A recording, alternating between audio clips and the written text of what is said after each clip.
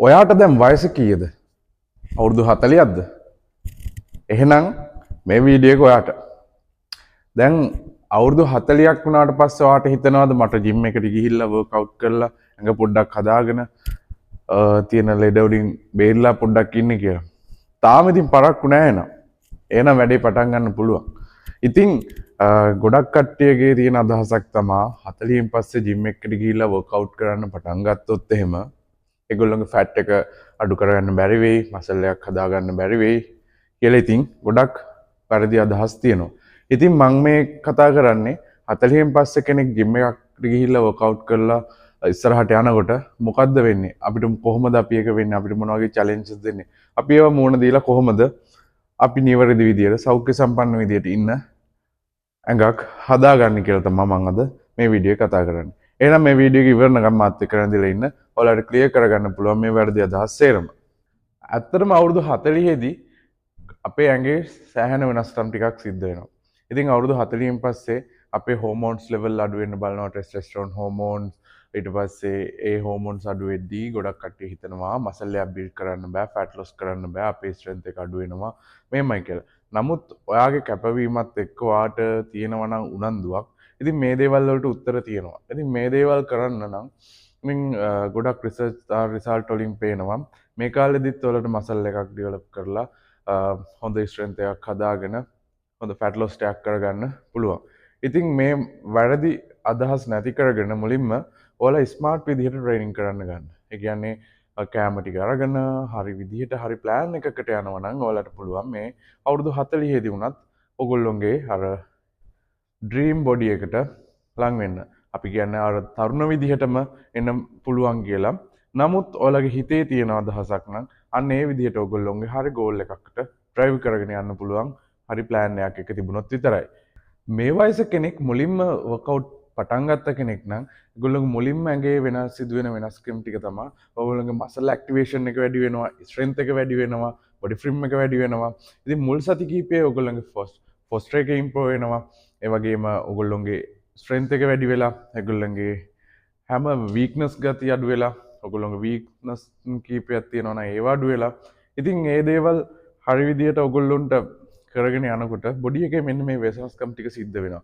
ඉතින් මේ වෙනස්කම් ටික සිද්ධ වෙන්න නම් ඔයගොල්ලෝ මුලින්ම කරන්න ඕන පටන් ගන්න. ඉතින් මුලින්ම පටන් අර ගන්නවා වගේම තමයි ඔයගොල්ලෝගේ කැපවීම උනන්දු තියෙන්න ඕන. ඉතින් ඕලා මේවා නතර කරගන්න නම් කරන්න ඕන. ඔයගොල්ලෝ හරියට දවසට අවශ්‍ය ප්‍රෝටීන් ප්‍රමාණය ගන්න ඕන. දවසට අවශ්‍ය කරන නිින්ද, ඒ වගේම රිකවරි එක. ඒ දේවල් හරියට ඔයගොල්ලෝ ස්මාර්ට් විදියට ට්‍රේනින් කරලා ස්මාර්ට් විදියට කැම ටික අරගන්නවා නම් මේක කරන්න පුළුවන්. ගොඩක්ම වැදගත් වෙන්නේ ඕගොල්ලොන්ගේ කැපවීම උනන්දුව. ටිකක් මසල් ග්‍රෝ වෙන එක ස්ලෝ වෙන්න පුළුවන්. නමුත් ඕගොල්ලොන්ට ඔයගොල්ලොන්ගේ හෙල්දි බොඩි එකක් හදාගන්න මේ කාලෙදි පුළුවන්. ඉතින් ගොඩක් කට්ටිය හිතන්නේ බැහැ කියලානේ. ඉතින් ඒක කරන්න පුළුවන්. මේ වයසේදී ඔයාලා පටන් ගන්නවා නම් මේ වර්ක්අවුට් කරන්න.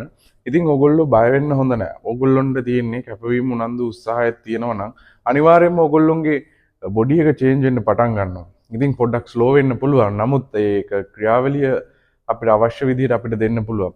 ඔයගොල්ලෝ බයයි ඉතින් වර්ක්අවුට් පටන් ගන්න. හැබැයි අපි ඔයාලා හිතන්න එපා අර ඔයගොල්ලොන්ට තරුණ වයසේ අවුරුදු 20 25 තිබ්බ ශක්තිය දැන් නැහැ.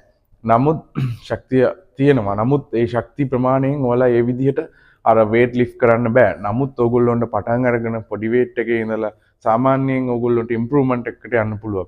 ඉතින් මේ ප්‍රෝග්‍රෙසිව් ඕවර්ලෝඩ් ඊට පස්සේ ඉනෆ් ප්‍රෝටීන් ප්‍රමාණය ඒ දේවල් දවසට ගන්නවා නම් ඒ මෙතඩ් යූස් කරනවා නම් මසල් එකක් හදාගන්න ඕගොල්ලෝ පුළුවන්. මේ කාලේදී ෆැට් ලොස් කරගන්නත් පුළුවන්. ෆැට් ලොස් එක කරගන්න නම් අනිවාර්යයෙන්ම ඩයට් එක අනිවාර්යයි. ඔයාලා ගන්න කෑම ප්‍රමාණය, ඔයගොල්ලෝ ගන්න ඒකේ අවශ්‍ය තියෙන ප්‍රෝටීන්, කාබ්ස්, ෆැට් මේ ප්‍රමාණය හරි ප්‍රමාණ වලින් ගන්න ඕන.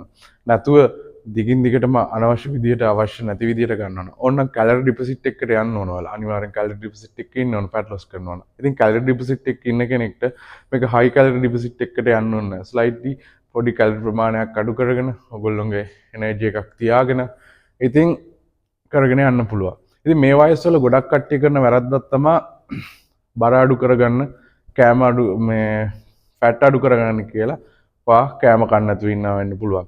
ඉතින් එහෙම කෑම නොකා ඉන්නකොට වෙන්නේ ඔයගොල්ලෝගේ ඇඟ තවත් වීක්නස් වෙනවා. ඔයගොල්ලොන්ට ලෙඩ හැදෙන දේවල් වෙන්න පුළුවන්. මොකද ඒකට හේතුව තමයි අපේ ඇඟ එන්ජින් එකක් වගේ. එන්ජින් එකක් කියන්නේ ඒකට අවශ්‍ය කරනවා පෙට්‍රල් දෙන්න ඕන අපේ යන්ත්‍රණය කරගෙන යන්න වාහන යන්න. ඉතින් අපේ ඇඟත් එන්ජින් එක නම් අපිට ෆුවල් දෙන්න ඕන. ඒක තමයි අපේ ගන්න කෑම. ඉතින් ඒ ෆුවල් විදිහට අපි ගන්න කෑම වලින් අපිට ලැබෙන ශක්තියෙන් තමයි අපි වැඩ කරන්නේ. ඉතින් අන්න ඒ වගේ වැරදිත් කරනවා. ඉතින් මේ අපි නිදාගෙන හිටියත් අපේ යම් කිසි ශක්ති ප්‍රමාණයක් වැය වෙනවනේ. ඉතින් ඒ හින්දා අපේ හුස්ම ගන්න අපිට බ්‍රේන් ෆන්ක්ෂන් වෙන්න. ඉතින් ඒ දේවල් වලට වෙන ශක්ති ප්‍රමාණය හින්දා ඔයාලා දවසට අවශ්‍ය ප්‍රමාණය කෑම ගන්නවා. ඉතින් මේ වැරදි නතර කරන්න. ඉතින් අර ඔගොල්ලෝ හිතන්න එපා අර ගොඩක් තරුණ කාලෙ විදිහටම ඔයගොල්ලන්ට වේට් කරන්න පුළුවන් කියලා. නමුත් ඔයාලා දැන් උනත් පටන් ගන්නවා නම් මේකට හරි. දැන් අද කාලේ ගොඩක් බලන්න අවුරුදු 35 40 පැනපු ගමන් තියෙන ලෙඩ මොනවද? ඔයගොල්ලන්ට තියෙන්න පුළුවන් කොලෙස්ටරෝල් කියයි, ඊට පස්සේ ෆැටි ලිවර් කියයි, නැත්තම් එක හයි බ්ලඩ් ප්‍රෙෂර් කියයි. එක දේවල් තියෙනවා. ඉතින් මේ දේවල් වලට බලපාලා තියෙන මොකද්ද? ඔයගොල්ලෝගේ කාලයක් තිස්සේ පැවතුණු වැරදි පුරුදු. නැත්තම් ඩ්‍රින්ක්ස් ගන්න නැති, සමහර ඩ්‍රග්ස් පාවිච්චි කරන්න නැති, සමහරක් අනවශ්‍ය විදිහට කෑම කන්න නැති. ඉතින් මේවා ඔයගොල්ලෝ කාලයක් කරගෙන ආපු දේවල්.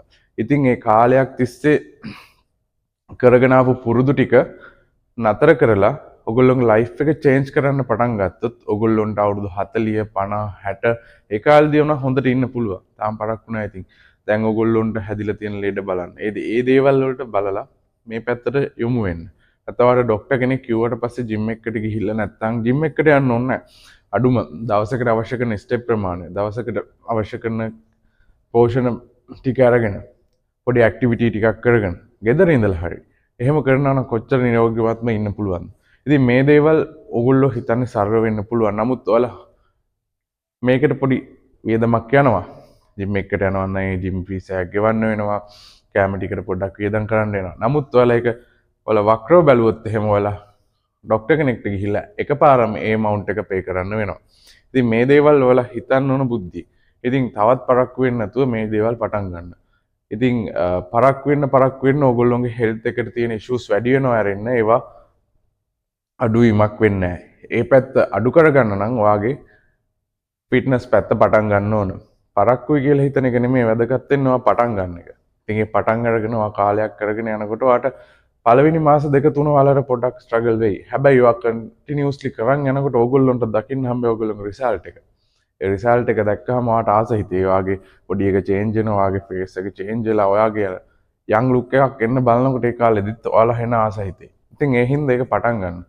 කාලය ගන්න එක නෙමෙයි වැදගත් වෙන්නේ ඕගොල්ලොන්ගේ චේන්ජස් ටික ඕගොල්ලෝමයි කරගන්න ඕන.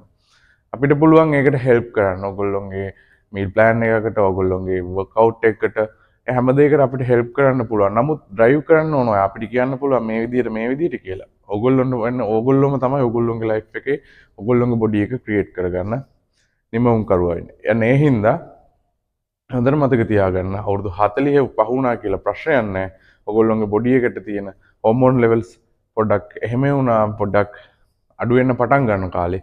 නමුත් ඒව ගැන හිතන්න එපා. ඔයගොල්ලොන්ට සාමාන්‍ය විදියට වර්ක්අවුට් කරගෙන ලස්සන විදියට ඇඟක් හදාගෙන හෙල්දි විදියට කාලේ ඉන්න පුළුවන්. එහෙනම් ඉතින් ඔයාලට මං හිතනවා මං කරපු වීඩියෝ එකේ ඔයගොල්ලොන්ට සරලව අදහසක් ගන්න පුළුවන් ඇති 40න් පස්සෙත් මොකද වෙන්නේ කියලා. ඉතින් එහෙම බය නැතුව ගිහිල්ලා අදම ඔයාලත් වර්ක්අවුට් එක පටන් ගන්න.